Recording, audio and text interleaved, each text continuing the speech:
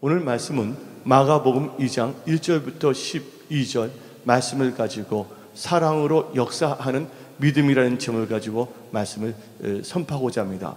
근데 이 말씀은 여러분의 인생에 있어서 돌파와 승리를 일으키게 만들 것이고, 또 여러분들의 그 믿음을 다시 점검하게 하며 여러분들의 그 믿음의 반석 위에서 다시 세워지며 하나님께서 주시는 은혜 가운데 여러분들은 축복의 통로로 일어날 줄 믿습니다. 근데 이 세상을 살다 보면 여러 가지 힘든 것이 있어요. 근데 이 세상을 보게 되면 예수님께서 역사하시는데 특별히 성령 하나님께서 역사하고 있습니다. 반면에 악한 영, 사단 마귀도 역사하고 있어요. 사단 마귀는 어떻게 했든지 안 믿는 사람들뿐만 아니라 믿는 사람들일지라도 그들을 사로잡으려고 합니다. 그래서 이 감옥 5가지의 영적 감옥에 가둬들려고 합니다. 결박하려고 합니다. 우리는 마귀에게 결박당해서는 안 될 줄 믿습니다. 우리가 도리어 예수의 이름으로 마귀의 일들을 다 결박해버리고 박살내야 될 줄 믿습니다. 그런데 영국의 극작가 엘리어트라는 분이 계세요. 근데 그분이 다음같이 말했어요. 인간은 알게 모르게 5가지의 감옥에 갇혀서 살고 있다고. 영적으로 보니까 5가지의 감옥에 갇혀서 살고 있다는 것이에요. 근데 예수님이 이 땅에 오셨는데 마귀의 일을 멸하러 오셨다는 거예요. 또 너희가 진리를 알지니 진리가 너희를 뭐 한다고요? 자유케 한다 그랬습니다. 오늘 말씀이 선포되고 말씀을 들을 때 여러분들은 자유함이 있을 줄 믿습니다.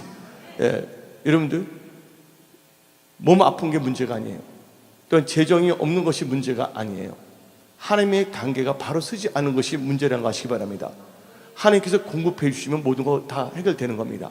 하나님께서 치유하시면 다 해결되는 것이에요. 그런데 사탄은 어떻게 했는지 여러분들을 5가지의 감옥에 갇혀 놓으려고 하는데, 첫째가 이기주의의 욕심의 감옥에 갇혀 놓으려고 합니다. 이기주의에 깊이 빠지게 되면 가족들도 눈에 보이지 않게 되고, 또한 주위에 있는 사람들도 안 보여요. 배우자도 안 보이고, 그다음에 자식들도 안 보이고, 부모들도 안 보이게 됩니다. 나만을 생각하게 돼요, 이기주의가. 근데 그렇게 한다고 해서 그분이 잘 되냐? 잘 될 수가 없어요. 왜? 생사하복의 주관자는 하나님이라는 걸 믿으시기 바랍니다. 하나님께서 열어줘야지 되는 거예요. 하나님께서 닫으면 열 자가 없고, 닫으면 열 자가 없고, 열면 닫을 자가 없다고 성경은 말하고 있지 않습니까? 그러니까 많은 사람들이 이기주의에 빠지고 있어요. 영어로 하면 셀피시라고 그러잖아요. 여러분들 개인주의는 뭐 나쁜 건 아니에요. 그것은 뭐냐면 그 인디비주얼리즘이지 그 셀피시한 건 아니거든요. 그 정의에 대해서는 내가 뭐 사회학자로서 지금 목사로서 말할 필요는 없으니까. 그런데 이 이기주의는요, 자기만을 생각하고 살기 때문에 비참하게 돼요. 제가 그 소설 읽은 게 있어요. 벨아미라는 책이 있어요. 이 벨아미를 보게 되면 참 그때는 하나님을 안 믿었을 때인데 한참 감성이 예민한 사춘기 때 읽었어요. 그 벨아미라는 거 아세요? 벨아미라는 그 소설이 있는데 거기 나오는 이 주인공이 알제리에 있었어요. 근데 그 프랑스에 있는 어떤 그 신문사 큰 분이 연결이 됐어요, 만남이.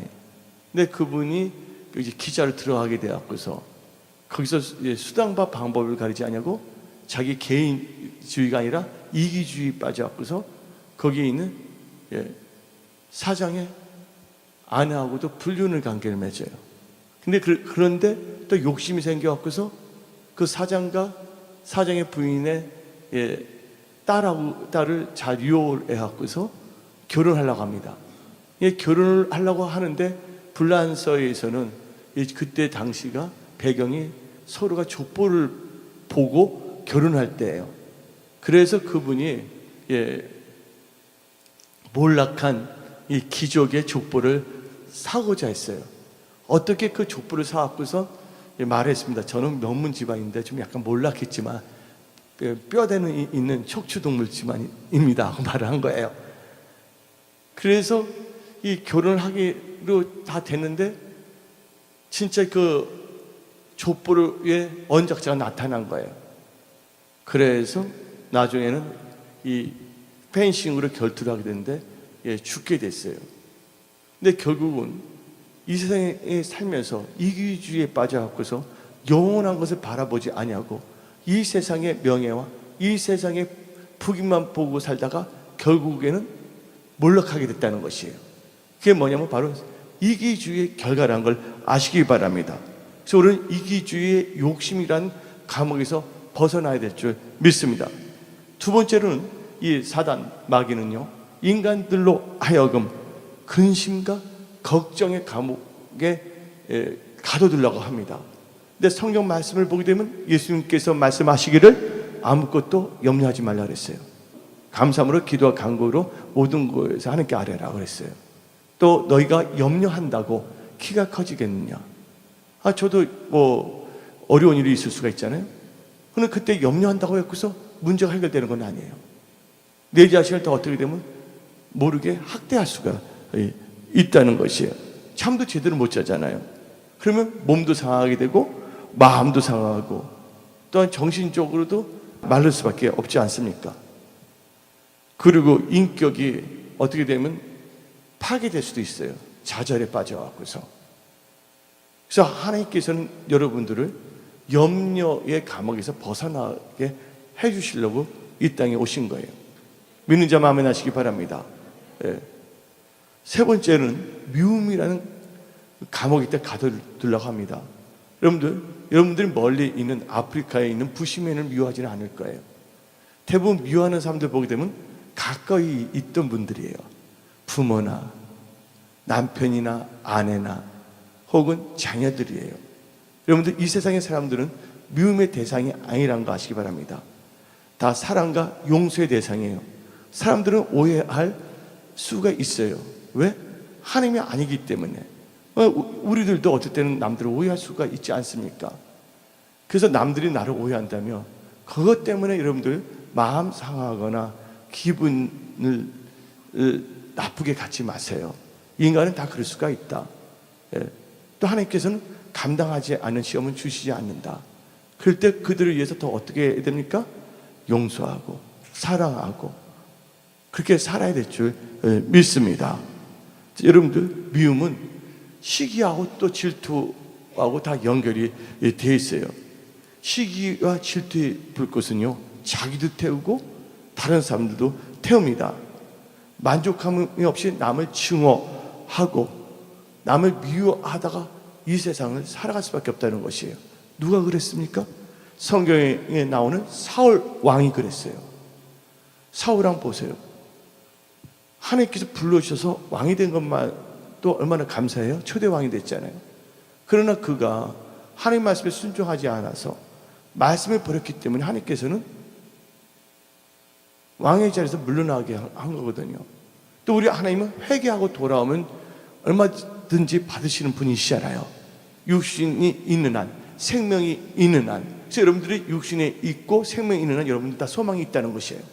여기 나오신 분들 중에서 혹시 인생을 포기하거나 좌절하려고 하는 사람들이 있다면 그 생각은 좋지 않은 영들이 주는 생각이기 때문에 속지 아니하시기를 예수의 이름으로 축원합니다. 사울 왕은요, 남도 아니고 자기 사이가 왕이 됐으면 감사해 안 감사해요? 그것만 해도 감사해야 돼. 그런데 사람이 미움에 빠지게 되면요, 악한 영에 사로잡혀서 판단을 제대로 할 수가 없어요. 분별을 제대로 할 수가 없어요. 그래서 여러분들이 미움에 있을 때는 뭔가 일을 추진하지 않기를 부탁드립니다. 여러분들 마음이 그 미움이 없어야 될 줄 믿습니다. 냉정해야 되는 거예요. 그래서 여러분들 무릇 지킬 만한 것보다도 마음을 지키시기를 예수의 이름으로 축원합니다. 그 네 번째로 사람들은요, 과거의 감옥에 갇혀 있어요. 누가 그랬냐? 사울 왕이 과거의 감옥에 갇혔어요. 한번 왕이 됐는데 딱 버리게 되면, 왕 자리에서 물러나게 됐다면 하나님께서 그렇게 하셨는데, 그래서 하나님께서 나를 불려서 천국만 가게 해줘도 얼마나 감사하는가. 그 내 신앙이 지금 좋지 않다면 회개하고 그럼 모든 걸 하나님께 맡기고 살면 되는 거 아닙니까? 근데 그것을 잘하는 왕이 있어요. 느부갓네살 왕. 느부갓네살 왕은 하나님께서 세우신 왕이었거든요. 지와 계시 영도 받고 또 꿈도 꾸게 됐어요. 하나님께 주신 꿈을. 근데 다니엘을 통해서 뭐가 된다 그랬어요? 동물같이 풀만 뜯어먹는다 그랬잖아요. 그 말 들었을 때 느부갓네살 왕이 다니엘을 미워했어요? 아니잖아요. 그때 배운 게 뭐냐면 교만하면 낮아지겠구나. 그리고 생각해 봐야 돼요. 내 자신을. 지금 힘들고 어려운 것은 누구 때문이 아니에요. 환경 때문이 아니에요. 하나님께서 나를 하나님의 사람으로 빚기 위해서예요.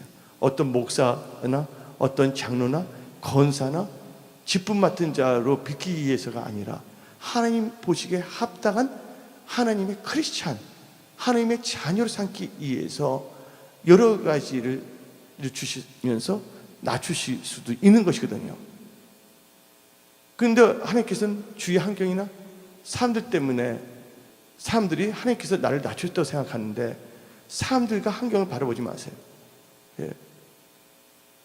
낮아질 때 더 여러분들은 감사하시길 부탁드립니다. 낮아진다는 건 뭘 의미해요? 다른 말로 겸손해지는 거예요. 겸손은 뭐의 앞잡이에요? 여러분 일제시대 때 일본 순서의 앞잡이가 되지 마시고 뭐의 앞잡이가 돼야 된다고요? 종기의 앞잡이인 겸손해야 될 줄 믿습니다. 아멘. 그래서 우리는요 철저하게 그렇게 살아야 돼요.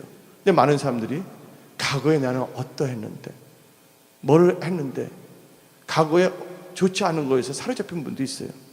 거기서 헤어나지 못해요.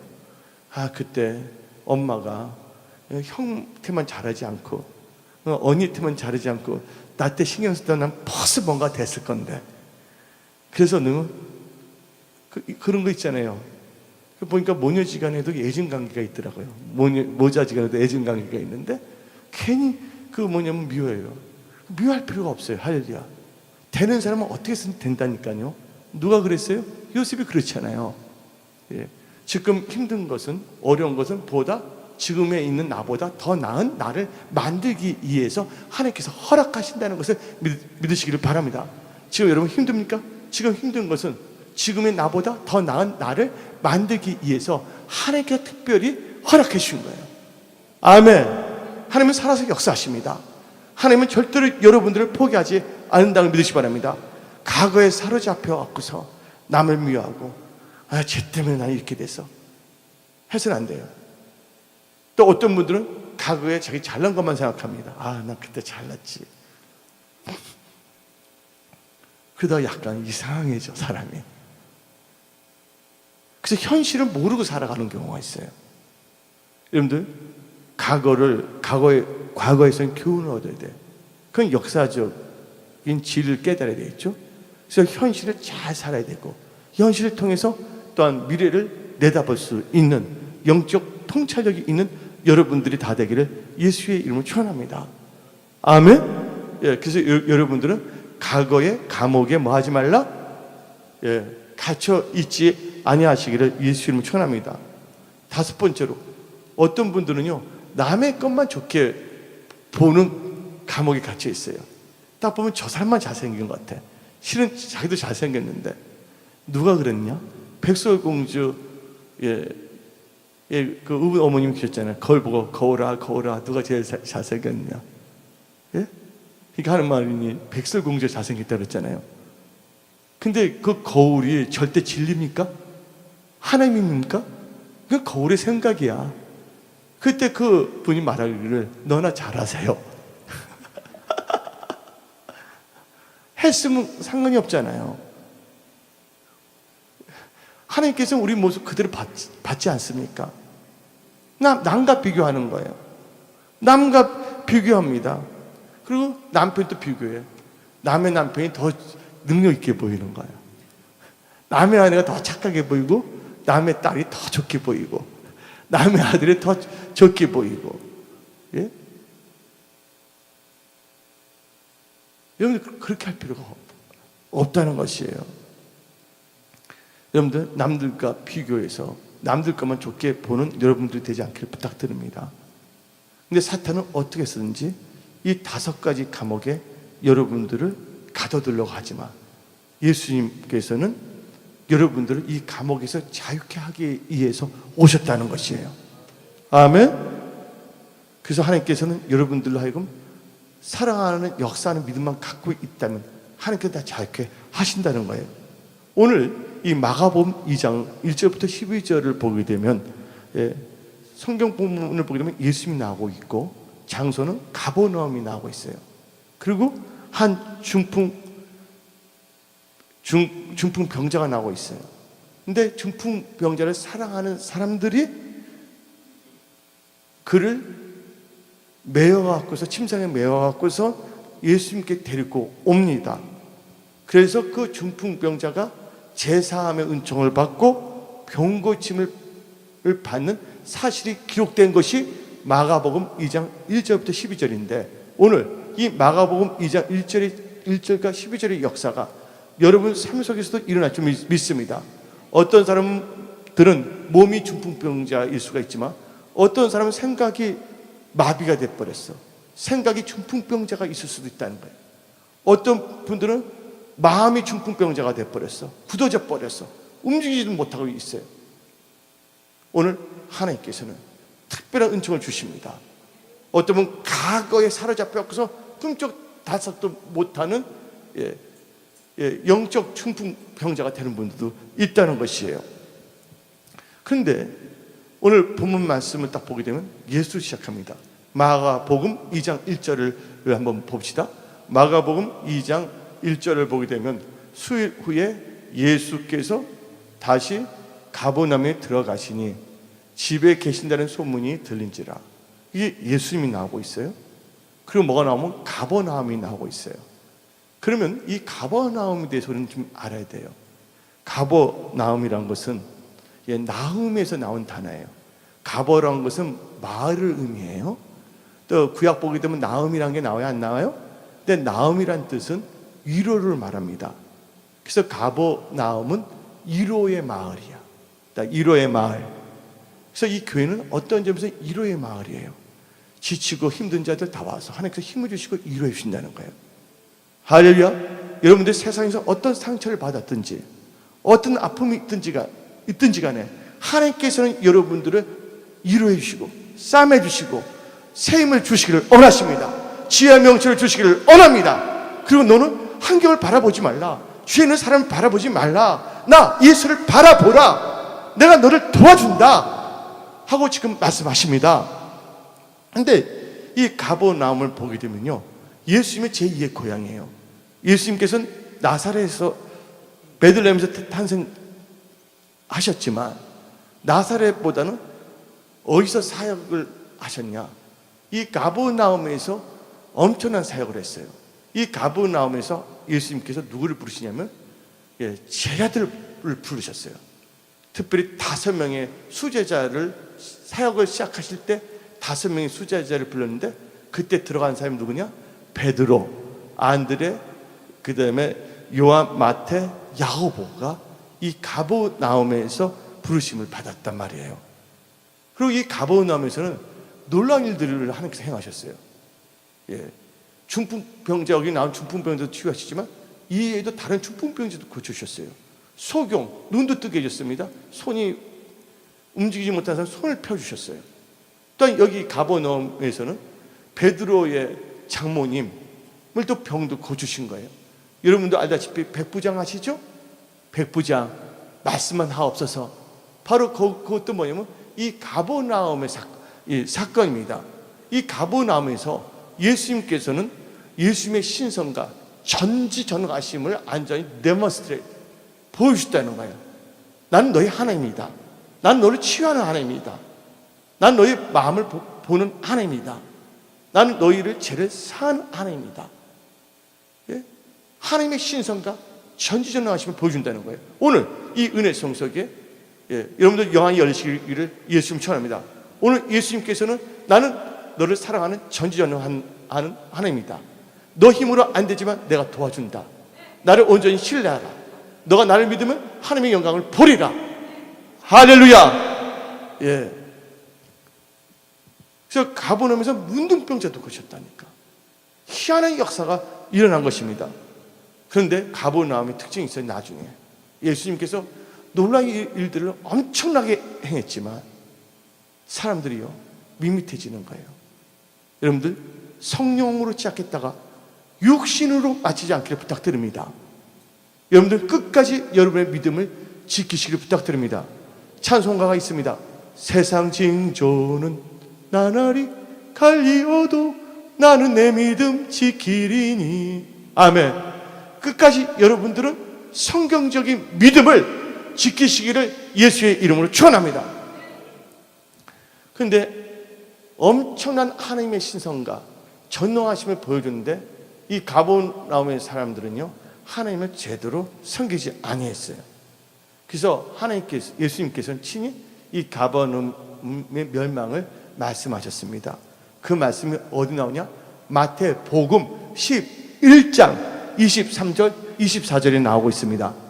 마태복음 11장 23절 24절 가버나움아 너가 하늘에까지 높아지겠느냐? 음부에까지 낮아지리라. 너에게 행한 모든 권능을 소돔에서 행하였더라면 그 성이 오늘까지 있었으리라. 내가 너에게 이르노니 심판날에 소돔 땅이 너보다 견디기 쉬우리라. 여러분들 하나님의 역사심을 체험하고 겸했음에도 불구하고 여러분들이 엉뚱한 복음, 엉뚱한 다른 예수를 쫓아가지 않기를 부탁드립니다. 그래서 하나님께서는 오늘 저기를 통해서 여러분께 주시는 말씀은 사랑으로 역사하는 믿음을 가져야 된다고 말씀하시는데, 여러분들이 사랑으로 역사하는 믿음의 크리스찬이 되기 위해서는 여러분들이 무엇보다도 예수님을 잘 인식해야 된다는 것이에요. 여러분들 인식을 잘못하게 되면 오해를 낳습니다. 엉뚱한 길을 갈 수밖에 없다는 것이에요. 잘 인식해야 된다는 것이에요. 첫째, 우리는요 예수님을 어떻게 인식해야 되냐? 예수님은 말씀으로 역사하시는, 말씀을 선포하시는 하나님이라는 것을 인식하시길 부탁드립니다. 어떤 분들은 말씀이면 다냐 하고 말할 수가 있어요. 아닙니다. 하나님께서는 이 세상을 뭐로 창조하셨어요? 하나님 말씀을 창조하신 거예요. 누가복음 1장을 보게 되면 되죠? 하나님 말씀에는 뭐가 없다고요? 능치 못함이 없다고 그랬습니다. 저도 남들은 열심히 살았던 사람이에요. 제가 결혼을 했잖아요. 하나님께 주신 사랑하는 아내 이하진 목사님. 근데 아내하고 결혼했을 때 신혼여행을 어디를 갔냐면 오사리 기도원을 갔어요. 근데 신혼여행 오사리 기도원 갈 때 또 드리스마 가면 또 얼마나 좋아. 또 이 집사님들 3명을 또 데리고 갔네. 그 따라온 집사님들 생각하면 왜 따라오는지 지금 내가 질문하고 싶어. 목사님 그래서는 안 됩니다 하고 나한테 해줘야지. 그리고 별로 쉬지도 않았어요. 저 열심히 살았어요. 뭐 예수 안 믿을 때 회사할 때 내가 옳고 올려 일에 미친 사람이에요. 그리고 하루에 뭔가 3가지 아웃풋가 없으면 나는 하루를 잘못 살았는가 하는 그런 강박의식이 살았어요. 하다못해 우편이라도 우체국 가서 하나 붙이면 그거 하나 아웃풋가 나온 거야. 그래서 어떻게 했는지 뭐를 만들었냐면 하루에 3가지 아웃풋가 꼭 나와야지만이 나는 좀 살았구나. 예수 믿기도 전에도 그렇게 살았던 사람이에요. 그리고 예수 믿고서도 뭐 쉬는 날도 없었어요. 남들은 열심히 살았어요. 성실하게 살았어요. 잠도 제대로 자지도 않고. 그래서 하나님께서 가르쳐 주시는 게 뭐냐? 베드로를 보라. 베드로 보세요. 베드로가 술 먹고 다닌 적 있어요? 뭐 이상한 짓 하고 다닌 적 있습니까? 그는 어부였잖아요. 밤새워서 뭐 했습니까? 오직 성실. 아멘. 오직 성실. 누가 보도 한 번 들거네. 최선을 다해서 금을 던지고 빼고 또 허리야 해서 뭐 있잖아요. 뭐 안 좋을 수가 있잖아요. 팔꿈치나 어깨에. 미용사 선생님들이 너무 많이 한다 뭐 티본 뭐가 나와서 못 쓴다는 거 있잖아요. 얼마나 했어요. 그런데 베드로 성실 그 자체였는데 거기 한 마리도 잡지 못했다는 거예요. 정발 목사도 한번 생각해 봅니다. 물론 하나님께서 사용하실 때도 있고 하실 때도 있지만 지금 이 시점에서 내 자신을 한번 볼 때 베드로를 딱 성령께서는 보게 하시는 거예요. 나의 남은 인생, 그리고 여러분들의 남은 인생, 하나님의 말씀을 의지해야 될 줄 믿습니다. 그래서 예수님은 여러분들에게 말씀을 선포하시고 말씀으로 역사하시는 하나님이라는 것을 인식해야 될 줄 믿습니다. 그래서 베드로는 열심히 했지만 모든 걸 다 놔뒀어요. 그리고 배에 예수님이 들어오신 거예요. 근데 예수님은 누구십니까? 말씀이 육신돼서 오신 분이세요. 예수님은 자기대로 행하는 분이 아니십니다. 아버지 뜻을 이 지구에 와서 행하신 분이에요. 예수님이 이 땅에 오셨다는 건 어떻게 보면 참 감격이에요. 예수님이 말씀을 창조한 지구에 예수님이 친히 오신 거야. 우리가 무엇인가인데 우리를 구원하기 위해서. 그래서 예수님은 베드로 이 전설을 통해서 말합니다. 너희가 거듭난 것이 썩어질 것으로 거듭난 것이 아니라 살아있는 나의 말씀을 거듭났다고 그랬어요. 또 인간이 신명기 8장을 보게 되면 사람이 떡으로만 살 것이 아니라 여호와 입에서 나는 모든 말씀을 산다고 그랬습니다. 또한 잠언서 1장을 보게 되면 하나님의 말씀은 우준한 자로 하여금 지럽게 만든다고 그랬어요. 아멘. 또한 요한복음 15장을 보게 되면 내가 너에게 일러준 말로 너희가 깨끗하게 씻김을 받는다 그랬어요. 오늘 여기 계신 분들은 하나님의 말씀 선포로 내가 하나님이 아닌 거예요. 난 대언하는 사람이고 하나님께 주신 레마의 말씀으로 여러분들의 영육권이 정결하게 씻김을 받으시기를 예수의 이름으로 축원합니다. 그리고 이제부터는 여러분의 생각, 여러분의 방법을 의지하지 마시고 말씀을 의지하며 나아가시길 부탁드립니다. 왜? 여러분들 인식했어요. 예수님은 말씀을 선포하시고 말씀을 역사하시는 하나님이시다. 예수님께서 베드로에게 깊은 데 가서 그물을 던지라 하고 말씀을 선포했어요. 근데 베드로가 깊은 데 가서 그물을 던지지 않는다면 하나님이 역사할 수가 없는 거예요. 근데 베드로는 그 말씀을 의지하여 깊은 데서 그물을 던졌더니 하나님께서는 선포된 말씀을 현실에서 뭐하게? 그대로 이루어지게 했다는 것이에요. 저는 말합니다. 여러분 문제가 있습니까? 그 문제는 간증거리로 바꿔지면 선포합니다. 할렐루야. 낙심하지 마세요. 누가복음 18장에 낙심하지 말고 밤낮 기도하랬어요. 1시간에서 기도 안 되면 2시간 기도하고 2시간에서 기도 안 되면 한번 살펴봐서 내가 회개하지 않은 것이 있나 해서 철저히 회개하고 그리고 또 기도하고 아멘. 뭐 할 때까지 하나님께서 기도하면 응답해 준다. 그 말씀이 이루어질 때까지 절대로 자제하지 말고 기도하는 여러분들이 다 되시기를 예수의 이름으로 축원합니다. 아멘. 그래서 예수님 말씀을 주시는 거예요. 그래서 힘든 분들, 어려운 분들이 기도할 때 시편 107편에 나오잖아요. 하나님께서 말씀을 보내서 위경, 위험한 경지에서 건져내셨다고 시편 107편은 말하고 있지 않습니까? 예수님은 여러분들을 위험한 상태, 감옥에서 아까 5가지 감옥에서 여러분들을 뭐예요? 건져내기 위해서. 그래서 예수님의 이름이 뭡니까? 다 구원의 하나님입니다. 자기 백성 지에서 건져내시잖아요. 말씀으로 역사하시는 하나님을 인식하기를 예수의 이름으로 축원합니다. 근데 많은 사람들이 말씀을 읽지 않습니다. 자기 생각을 의지합니다. 아, 하나님은 말씀을 역사하시구나. 그걸 인식해야 돼. 할렐루야. 두 번째로 이 마가복음을 보게 되면 우리는 뭐를 인식해야 되냐?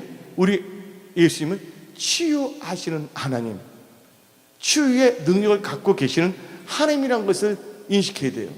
많은 사람들이 병 고치면 다냐? 그건 뭐야? 병 들어서 죽는 것이 답니까? 그건 아니잖아요. 예수님께서는요, 오늘 마가복음 2장 11절을 봅시다. 본문 말씀 마가복음 2장 11절을 보게 되면 내가 너에게 이르노니 일어나 너 상을 가지고 집으로 가라. 중풍병자는 움직일 수가 없는데 하나님께서 일어나라고 했어요. 그것은 뭐를 의미하시는 겁니까? 치유하신다는 의미하는 것이에요. 여러분들, 하나님은 여러분들의 몸도 치유하십니다. 마음과 생각도 치유하신다는 걸 믿으시기를 예수 이름으로 축원합니다. 그럼 마태복음 8장을 봅시다. 마태복음 8장 5절 6절을 보게 되면 여기도 뭐냐면 가버나움이 나와. 아까 내가 언급했지만 시작. 예수께서 가버나움이 무슨 뜻이랬어요? 위로의 마을. 아멘. 예.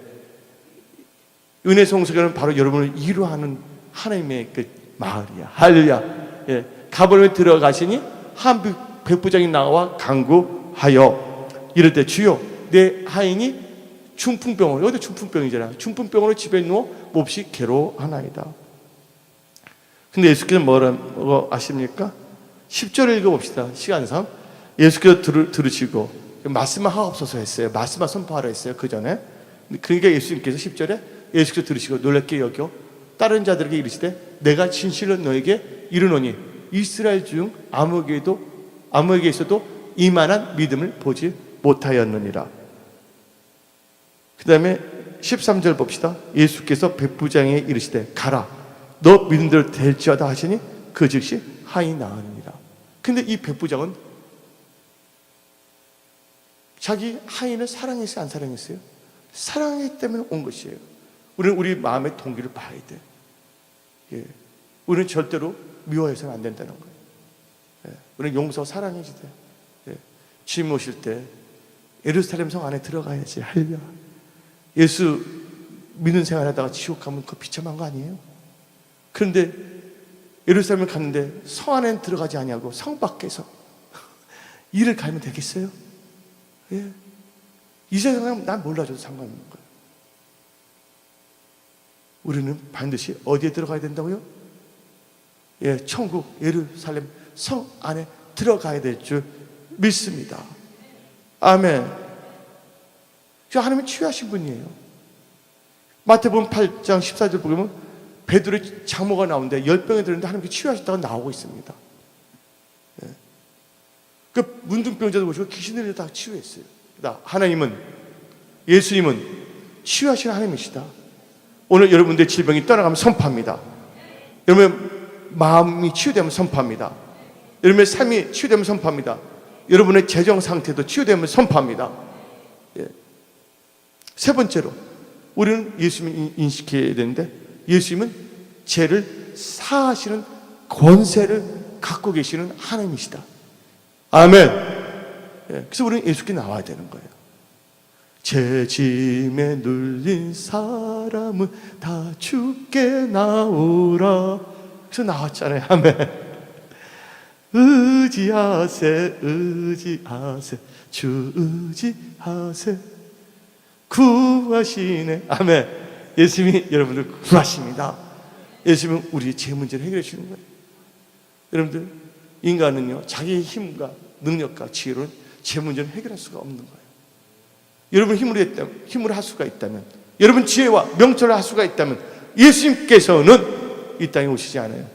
그래서 예수님은 무슨 권세가 있다고요? 제3의 권세가 있는데 여러분의 힘으로는 절대로 제 문제를 해결할 수가 없어요. 그래서 예수님께서 이 땅에 오셨어요. 이 땅에 오시는 이유가 뭡니까? 십자가에 못 박혀 오신다는 거예요. 예수님이 십자가에 못 박히심으로 그 보혈로 인하여 여러분의 죄가 사함을 받았다는 것을 믿으시기를 예수의 이름으로 축원합니다. 그래서 어디 나오냐면 마가복음 2장 5절을 봅시다. 오늘 본문 말씀에 예수께서 그들의 믿음을 보시고 중풍병자에게 이르시되 작은 자야 너 죄 사함을 받았느니라. 아멘. 죄 사함을 받아야지 기도 응답도 받는다니까. 우리가 죄악을 품고 기도하면 하나님께서 응답하신대요. 죄악을 품고 기도하면 응답하지 않았잖아요.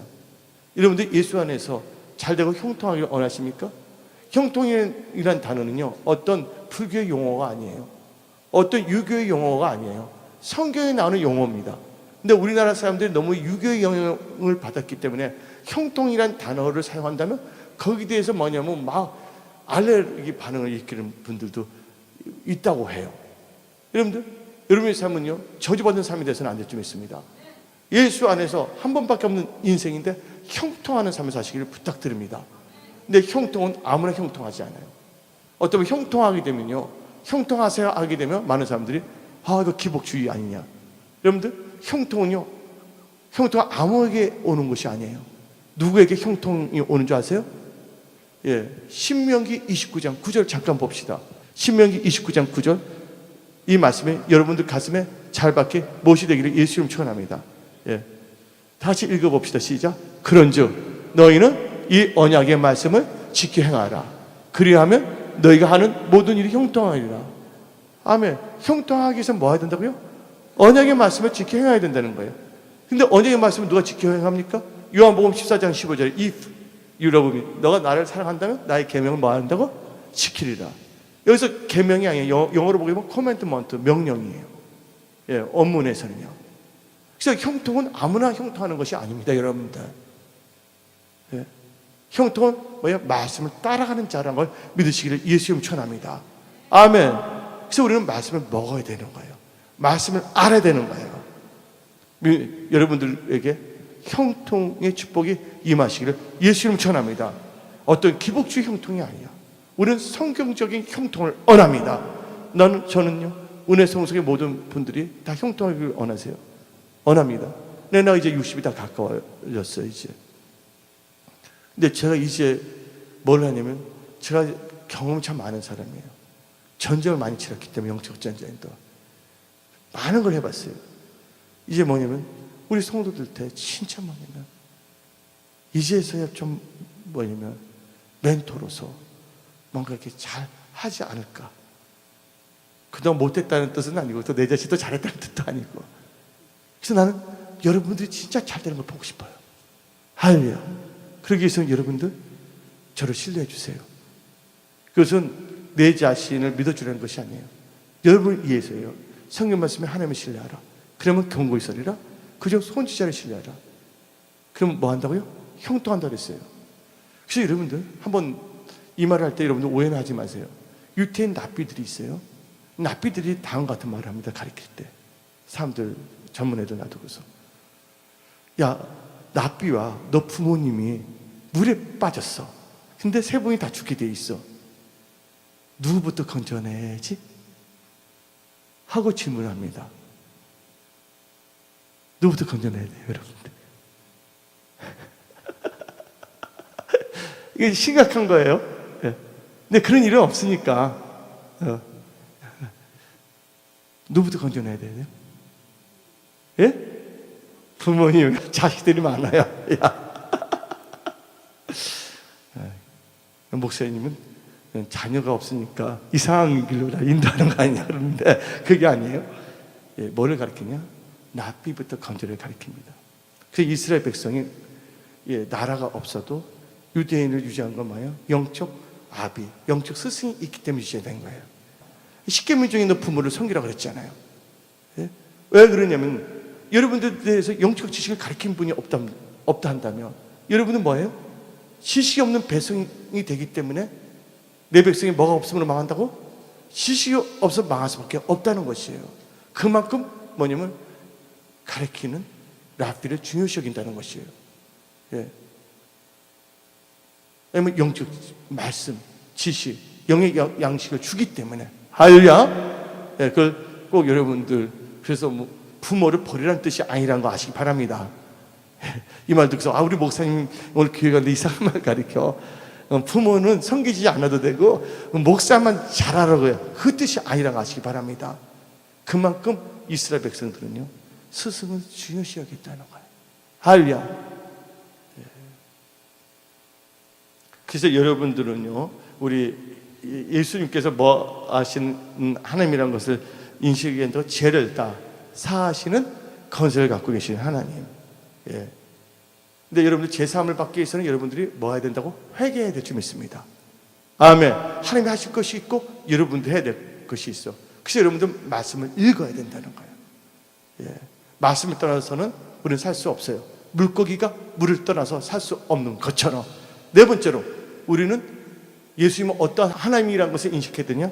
예. 마음을 감찰하시는 하나님. 우리 하나님은요, 우리의 중심을 보십니다.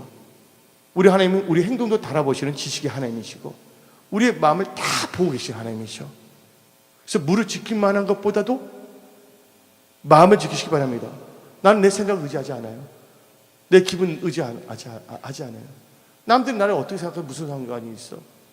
내가 하나님 앞에 바로 섰냐 안 섰냐가 중요해. 또 누가 무슨 말할 때 하나님이 나를 낮추면 겸손하게 만드시구나. 할렐루야. 예? 다시 그랬잖아요. 예, 시므이가 나와서 막 너는 기도했다고 뭐 참수할 때 그 신하들이 이거 박살내려고 그랬잖아요. 그때 다윗이 그냥 놔둬라. 하나님께서 저를 통해서 말할 수가 있다. 예? 그러니까 여러분들 마음이 무슨 말을 들었을 때 여러분들 다 은혜 체질이 되시길 부탁드립니다. 아멘? 그냥 욱하고 감정 상하면 나만 손해요. 예. 어떻게 나는 하나님께 잘 보여질 때, 우리 성도는 하나님께 잘 보여질 때, 나를 살리신 분 누구라고요? 하나님이시오. 우리 마음이 하나님께 연락된다면 하나님께 다 역사하시는 거예요. 그래서 오늘 본문 말씀 마가복음 2장 6절, 7절, 8절을 봅시다. 하나님께서 우리 중심도 다 보셔. 말을 안다 할지라도 마음을 다 보시는데, 마가복음 2장 6절 8절까지 시작. 어떤 서기관들이 거기 앉아서 마음에 생각하기를 이 사람이 어찌 이렇게 말하는가? 신성 모독이로다. 오직 하나님 한 분 외에는 누가 능히 죄를 사하겠느냐? 그들이 속으로 이렇게 생각하는 줄을 예수께서 그 중심에 하시고 이르시되 어찌하여 이것을 마음에 생각하느냐? 우리 마음을 감찰하신다는 거예요. 그래서 시편 기자는 다 한 가지 고백했습니다. 내 입술의 모든 말과 내 마음의 모든 묵상이 주께 연락되기를 원한다. 제가 원하는 한 가지는 그거밖에 없어요. 내가 내 생각, 내 마음이 하나님께 연락되기를 원한다. 할렐루야. 예. 다섯 번째로 우리는 예수님을 인식했는데, 예수님은 믿음을 보시고 역사하신 하나님이셔. 그래서 나의 의는 뭐로 산다고요? 믿음으로 산다고 했어요. 예. 믿음이 없는 분들은 이렇게 예배를 드려야 돼요. 믿음은 들음으로 생기고 들음은 하나님의 말씀이에요. 믿음을 보고 역사하시는 하나님이신데, 마가복음 2장 5절 봅시다. 마가복음 2장 5절 오늘 본문 말씀, 예수께서 그들의 믿음을 보시고, 믿음을 보시고 뭐예요? 중풍병자에 이르시되 치유하시잖아요.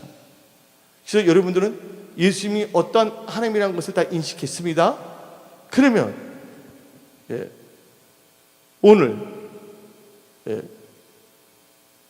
사랑으로 역사하는 믿음이라는 제목을 가지고 말씀을 선포하는데, 하나님께서 여러분들이 사랑으로 역사하는 믿음을 가지시기를 원하신다는 거예요. 그러면 사랑으로 역사하는 믿음은 어떤 프로세싱, 어떤 과정을 거칠까? 사랑으로 역사하는 믿음은 과연 무엇일까를 실제적으로 여러분들이 알기를 원하신다는 거예요. 그리고 그 믿음으로 살기를 원하시고 여러분들의 삶에 있어서 돌파, 승리하기를 원하신다는 거예요. 하나님께서 여러분의 모든 문제를 해결해 주시기를 원하신다는 겁니다. 오늘 이제 본문 마가복음 2장을 보게 되면 자세히 보면 예수님이 나오고 있고 가버나움이 나오고 있어요. 그러면서 중풍병자가 나오고 있어요. 중풍병자가 나오고 있는데 사람들이 나오고 있고 또한 4명의 사람들이 또 나오고 있어요. 한번 본문 말씀 봅시다. 2장 3절, 마가복음 2장 3절. 사람들이 한 중풍병자를 4사람에게 메워가지고 예수께 오셨어요. 근데 이 사람들 말고 또 사람들도 있어. 예. 그걸 잘 여러분들이 보셔야 돼. 예. 근데 이 사랑으로 역사하는 믿음은요, 관심과 희생과 수고를 동반한다는 거다. 희생, 수고, 관심을 동반한다는 거예요. 사람들이 중풍병자를 사랑했어요? 주위에 있는 사람들이. 또 4명은 뭐 했습니까? 매는 뭘 했어요? 희생과 관심과 헌신을 했다는 것이에요. 여러분들, 그 중풍병자를 데리고 온 이유는 그분에 향하여 사랑과 관심이 있었기 때문이에요. 그래서 우리가 뭐를 하든지 간에 사랑으로 역사하는 믿음을 통하여 사랑과 관심과 희생과 헌신이 있어야 될 줄 믿습니다. 그래서 그들은 모든 수고를 했다는 거예요. 사랑에는 수고가 있다. 믿음에는 역사고 소망에는 인내예요. 어디 나오냐? 데살로니가 전서 1장 3절 한번 봅시다. 너희의 믿음의 역사와 사랑의 수고와 우리 주 예수 그리스도에 대한 소망의 인내. 소망에는 인내가 있어야 돼. 사랑에는 수고가 있다는 거 아시기 바랍니다. 믿음은 역사에 대해. 그들이요, 데리고 왔는데 사람들이 너무 많은 거야. 그러니까 예수님께 갈 수가 없어. 그러니까 그들이 어디로 올라갑니까? 지붕 위로 올라가. 지붕을 뜯습니다. 여러분, 지붕 뜯으면 나중에 물어줘야 돼? 안 물어줘야 돼? 물어줘야 안 물어줘야 돼? 예? 한마디로 대가를 지불하겠다는 거야.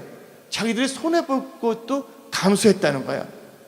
그 중풍병자 친척 혹은 친구를 위해서 수리비를 배상할 것까지도 생각했다는 것이에요. 뭐 하기 때문에? 사랑하기 때문에. 사랑이 없다면 그들은 그런 수고를 하지 않습니다. 사랑은 능력이에요. 이하진 목사를 사랑하고 여러분을 사랑하기 때문에 하나님께서 살려주신 거예요. 할렐루야. 왜냐하면 가만히 서 있었는데 그 트럭이 엄청난 속도로 와서 저를 박아버렸거든요. 그러나 트럭이 나를 박았음에도 불구하고 지금도 기억이 안 나. 필름이 끊겼어요. 충격을 받아서 그런지. 그런데 제가 어떤 하나님께 기도한 게 있거든요. 저는 예루살렘 성에 꼭 들어가야 되겠고, 제가 어떻게 해서든지 제 말년을 하나님 보시기에 합당하게 마무리를 잘해야 됩니다. 그 기도를 계속 하고 있거든요. 그리고 그날 또 아침과 점심 또 금식이었고, 오후 한 1시 정도 차려치웠는데, 근데 하나님께서 바로 예수님 사랑하고 또 여러분도 사랑하고 아내를 사랑했기 때문에, 그 믿음이 있었기 때문에 하나님께서 불쌍히 여기사 안전히 아무 탈 없이 다 살려준 줄 믿습니다. 어떤 분들은 운동에 부딪혀서 뭐 기부스하는 사람도 있잖아. 저는 기부스도 없이 할렐루야. 2주 동안 물론 병원에 있었지만 우리 성도들이 있으래요. 그래서 할렐루야. 그러니까 여러분들, 사랑은 뭐를 만든다고, 산출한다고요? 사랑은 기적을 산출할 줄 믿습니다. 그래서 여러분들 사랑하는 마음을 갖고 사시길 부탁드립니다. 아멘. 그래서 사랑으로 역사하는 믿음은요, 희생, 수고가 따른다는 거예요. 두 번째로, 사랑으로 역사하는 믿음은요, 모든 장애물도 극복한다는 거예요. 모든 장애물을 극복하고 돌파, 승리케 한다는 거예요. 그들이 그 중풍병자를 너무 사랑했어요. 근데 예수님만이 그를 고칠 수 있다는 걸 알고 있기 때문에 그를 심상에 메어갖고 왔거든요. 왔는데 인산인해야 갈 수가 없는 거야. 어쩌면 그 중풍병자를 사랑하는 분들에게는 거기 모인 사람들이 뭐가 될 수가 있어요? 장애물이 될 수 있어요, 없어요? 장애물이 있잖아요. 근데 사랑하는 역사하는 믿음은 절대로 뭐 하지 않는다? 포기하지 않는다는 거예요. 여러분들 자녀 갖고 계신 분들 자녀 포기합니까? 예? 마음이 아프더라도 자녀들이 위해서 기도해요? 기도 안 해요? 기도한다는 것이에요. 여러분들, 사랑하는 역사하는 믿음은 장애를 극복하고 돌파하게 한다는 거예요. 사람들이 너무 많았잖아요. 절대로 포기하지 않습니다. 한계 상황이 온 거예요. 다음에 예수님께 찾아와야 되겠다. 그러나 그들은 포기하지 않고 예수님께 나아가기 위해서 삶이란 장애를 보지 않고 새로운 길을 보게 된 거야. 지붕을 뜯으면 되겠구나. 할렐루야. 사랑하는 역사하는 믿음은요, 새로운 돌파할 수 있는 것을 보여주고 돌파하게 한다는 거예요. 해결책을 갖게 된다는 거예요. 세 번째로, 사랑으로 역사하는 믿음은요, 뭘 보냐? 예수님만 바라보게 한다는 거예요. 주위에 사람들이 있어요. 지붕도 다 기아로 다 되는데 어떻게 가냐? 근데 그들은 누굴 본 거예요? 예수님을 바라봤다는 거예요. 장애물 너머에 누가 계신다? 예수님이 계신다. 어떤 예수님? 문제를 해결해 주시는 예수님, 치유하시는 예수님, 전지전능하신 예수님, 그 예수님만을 바라봤다는 것입니다. 예. 그래서 그들 막 갈 때 주위에 있는 사람들 말했을 거예요. 아, 미쳤네. 어디서 올라가나? 이번 보니까 물에 안에 지붕을 막 뜯네. 그들은 생각하지 않았어요. 어떻게 해서 누구한테 가기 위해서? 예수님만 바라보고 예수님께 나가기 위해서. 그래서 어떤 문제도, 어떤 장애물도 장애가 될 수 없다는 것이에요. 그래서 예수만을 바라보기를 예수의 이름으로 축원합니다. 여러분들 문제가 있을 때, 뭐가 있을 때 낙심, 낙담, 원망, 불평하지 마시고, 장애를 바라보지 마시고 예수를 바라보기를 예수 이름으로 축원합니다. 그래서 히브리서 12장 2절을 봅시다. 히브리서 12장 2절. 믿음의 주요 또 온전하게 하시는 이인 예수를 바라보자. 예수를 바라보는 여러분들이 되기를 예수 이름으로 축원합니다. 네 번째로, 사랑으로 역사하는 믿음은요, 강염론적인 생각의 믿음이 아닌 실제적으로 행동하는 믿음이라는 걸 믿으시기 바랍니다. 여기 4명, 그 사람들은요, 강연론적인 사람이 아니에요. 행동으로 옮겼다는 거 아시기 바랍니다. 여러분들, 혈류증 여인이 있어요.